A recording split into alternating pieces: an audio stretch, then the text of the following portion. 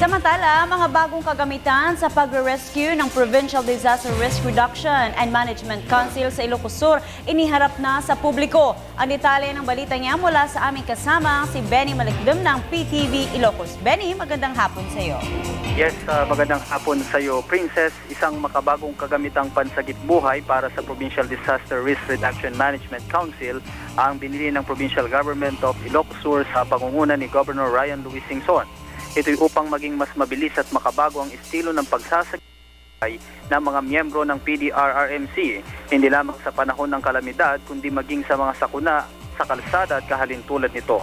Ayon kay Ginoong Michael Chan, ang pinuno ng PDRRMC sa lalawigan, ang pagkakaroon ng hydraulic spreader at hydraulic cutter ay malaking tulong sa mga rescuer, ganon din sa mga sasagipin.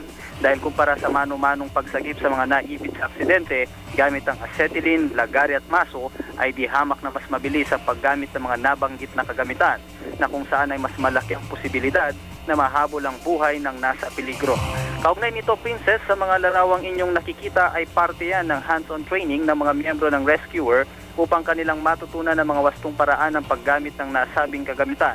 Dagdag pa rito, Princess, ay dumaan din sa isang intensive seminar ang mga miyembro ng PDRRMC upang mas lalong madagdagan ng kanilang kaalaman sa pagsasagip ng buhay sa panahon ng sakuna at kalamidad.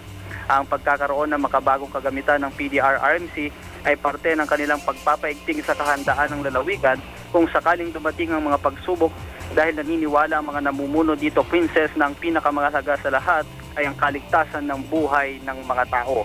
Mula dito sa PTV, ito po ako naman, Benny Malikdem, para sa Telebisyon ng Bayan. Maraming salamat, Sir Benny.